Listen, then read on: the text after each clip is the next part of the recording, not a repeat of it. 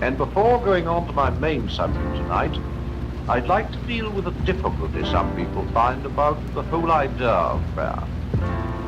Somebody put it to me by saying, I can believe in God all right, but what I can't swallow is this idea of him listening to several 100 million human beings who are all addressing him at the same moment.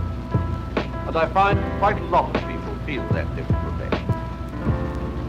Well, the first thing to notice is that the whole sting of it comes in the words, at the same moment. Most of us can imagine a God attending to any number of claimants if only they come one by one, and he has an endless time to do it in. So what's really at the back of the difficulty is this idea of God having to fit too many things into one moment of time.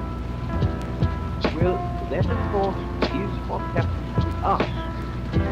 Our life comes to us moment by moment. One moment disappears before the next comes along, and there's room for precious little in each. That's what time is like. And of course, you and I tend to take it for granted that this time series, this arrangement of past, present, and future, isn't simply the way life comes to us, but is the way all things really exist. We tend to assume that the whole universe, and God himself, are always moving on from a past to a future, just as we are.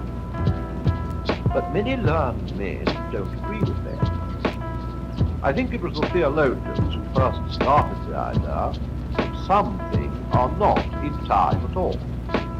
Later, the philosophers took it over, and now some of the scientists are doing the same. Almost certainly, God is not in time.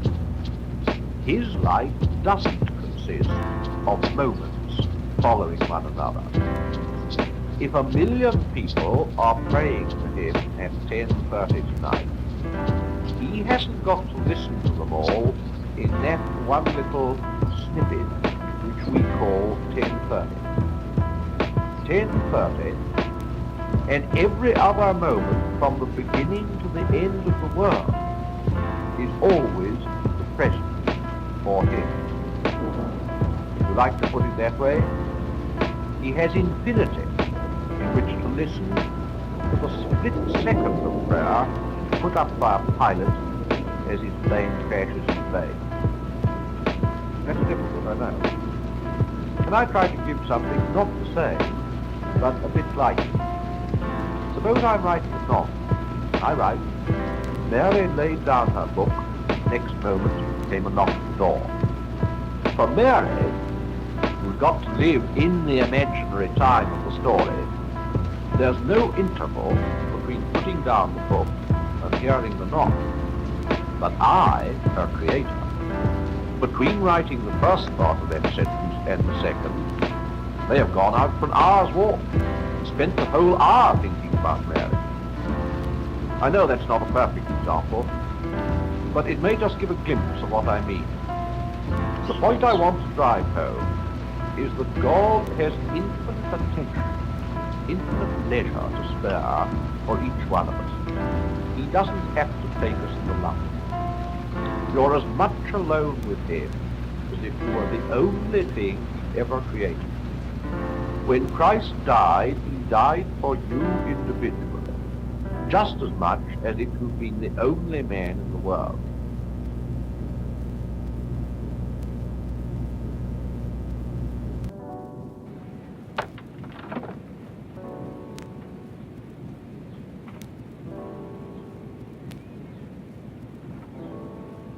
Now I'll get back to my main subject. I was pointing out last time that the Christian life is simply a process of having your natural self changed into a Christ self, and that this process goes on very far inside. One's most private wishes, one's point of view are the things that have to be changed. That's why unbelievers complain that Christianity is a very selfish religion. Isn't it very selfish, even morbid, they say, to be always bothering about the inside of your own souls, instead of thinking of humanity?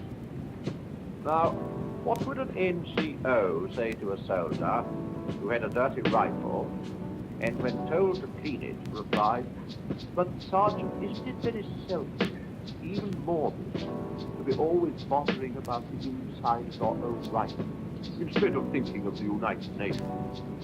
Well, we needn't bother about what the NCO would actually say. You see the point.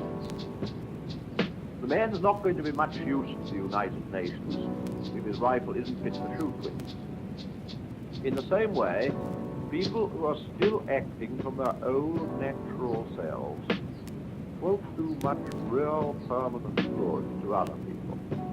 Let me explain that. History isn't just a story of bad people doing bad things. It's quite as much a story of people trying to do good things, but somehow something goes wrong. Take the common expression, cold as charity. How do we come to say that? From experience.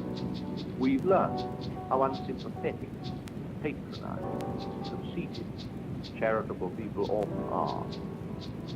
And yet, hundreds and thousands of them started out really anxious to do good. And when they'd done it, somehow it just wasn't as good as it ought to be. The old story. What you are comes out in what you do. A crabapple tree can't produce eating apples. As long as the old self is there, its taint will be over all we do. We try to be religious, become Pharisees. We try to be kind, become patronizing. Social service ends in red tape, officialdom. Unselfishness becomes a form of showing off. I don't mean, of course, that we must stop trying to do good. We've got to do the best we can. If the soldier's fool enough to go into battle with a dirty rifle, he mustn't run away. But I do mean that the real cure lies far deeper. Out of ourselves and into Christ, we must go. The change won't, for most of us, happen suddenly. And I must admit that for most Christians, it'll only be beginning to the very end of our present lives. But there are some in whom it goes further, even before death, far enough for you to see it. Their very faces and voices are different. When you meet them, you know you're up against something which, so to speak, begins where you leave off. Something stronger, quieter, happier, more alive.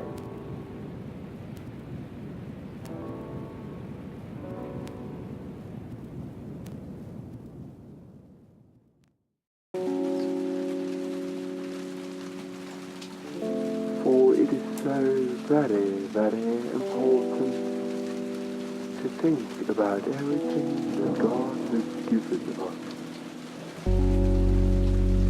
For as we might walk in His glory, we find the way to the light, and not get stuck into the darkness.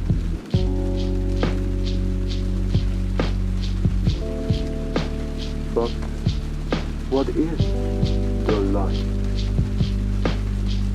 And what is the darkness?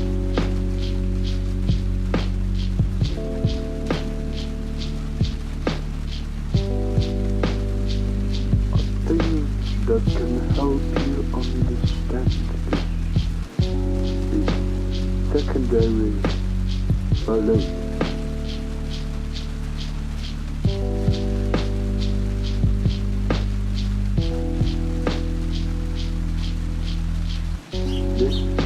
Is about believing something that never really happened. And we know that for certain, for it was invented by the author.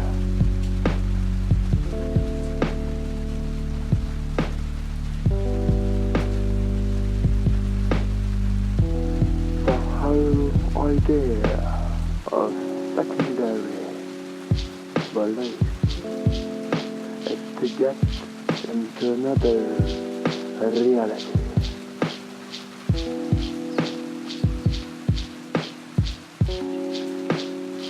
One of the tasks of secondary belief is to explain the evil and the good, and where the difference between those two sides lay.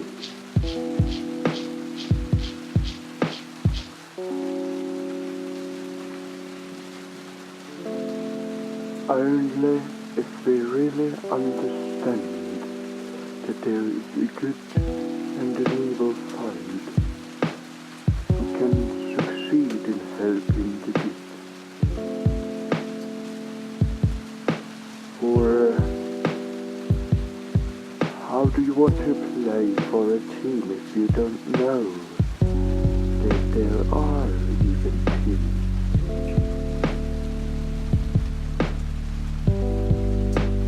So get your team and your side as quickly as you can, or there may be no more